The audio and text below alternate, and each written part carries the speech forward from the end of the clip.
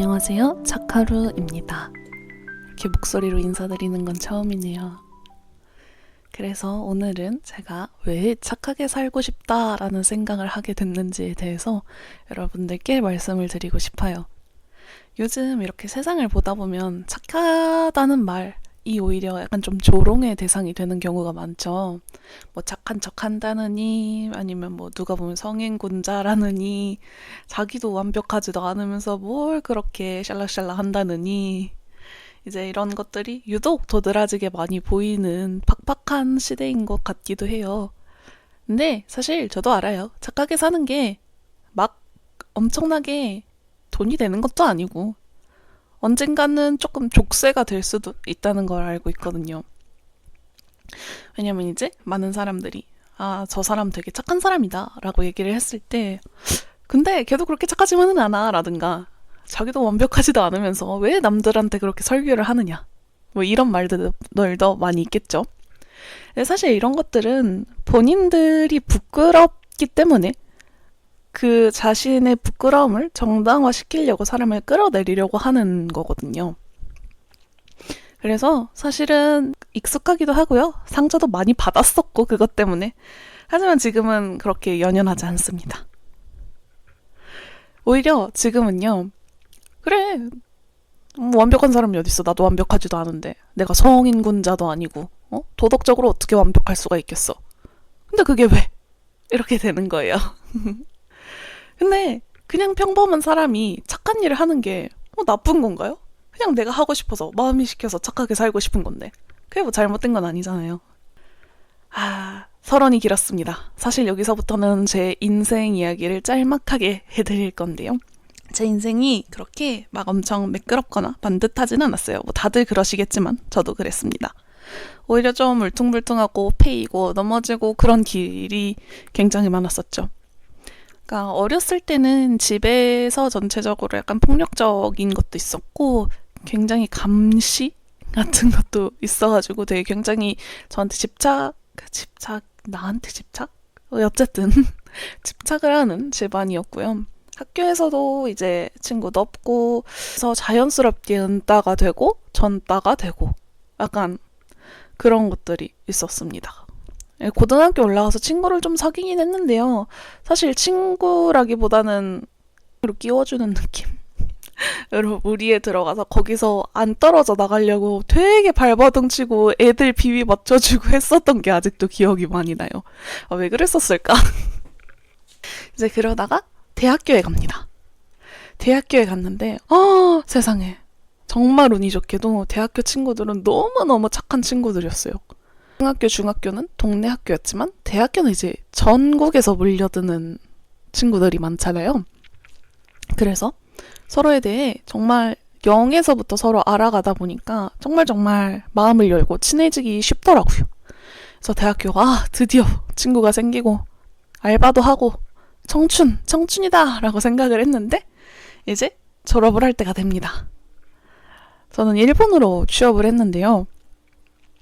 졸업을 하기 직전에 일본 한 회사에 내정을 받아서 이제 끝나자마자 회사로 가게 됩니다. 그래서 주변 또래들보다 취업은 굉장히 빨리 한 편이긴 하지만 외국에서 경험이 있으신 분들은 다들 공감을 하실 거라고 생각해요.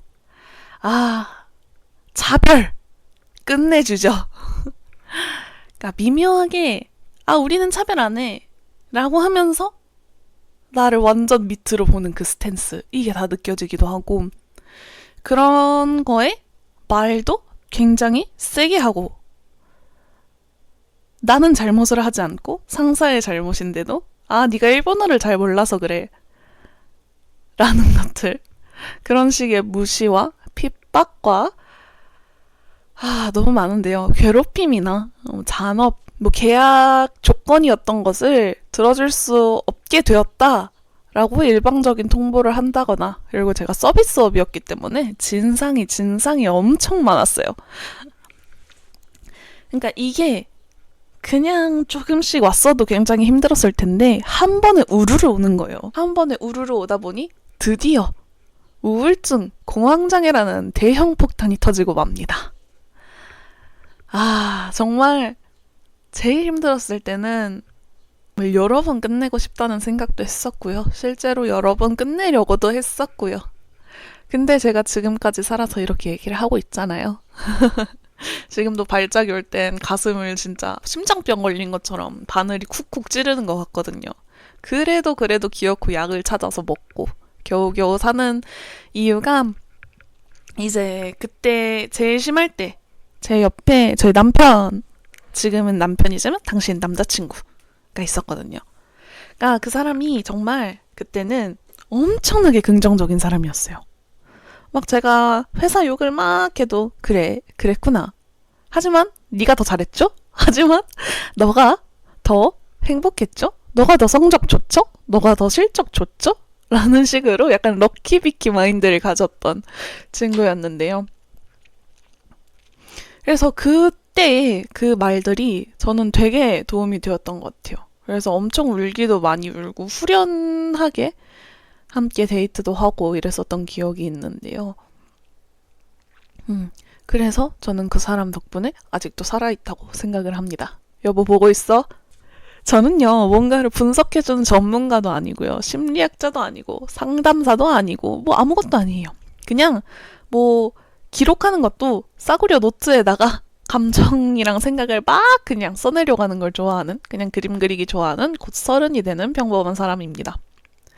그래도 그런 생각이 들어요. 이제 반짝반짝한 말들, 막 화려한 말들로 사람들을 구원하는 것도 물론 멋있지만 가끔은 이제 투박해도 이제 나랑 정말 똑같은 입장에 있는 사람이 건네주는 별거 아닌 한마디가 되게 마음을 쉬게 해준다고 해야 하나? 그러니까 저는 그래서 그렇게 살고 싶다고 생각을 했어요. 그래서 누군가에게 그 우울, 뭐 무기력함, 슬픔이라는 엄청나게 무겁고 축축한 단어들 사이에 쉼표를 찍어줄 수 있는 사람이 되고 싶다라고 생각을 했거든요. 그러니까 이게 결국 착하게 산다는 건 누군가에게 내가 해줄 수 있는 걸 해주고 싶다는 마음이잖아요.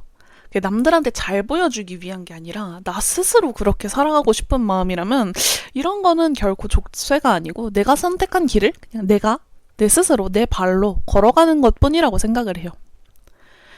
그래서 저는 이제부터 여러분께 쉼표 같은 사람이 될 수 있도록 많은 이야기들을 조금 저희 일기에서 발췌해서 나눠보려고 하니까요. 앞으로의 이야기도 기대 많이 해주세요. 유튜브 댓글이나 인스타그램도 하고 있으니 인스타그램 댓글 혹은 DM으로도 상담하고 싶은 것들이나 생각하시는 것들 보내주시면 저도 열심히 같이 생각하고 그거에 대한 답으로 영상을 만들도록 하겠습니다. 앞으로도 잘 부탁드려요.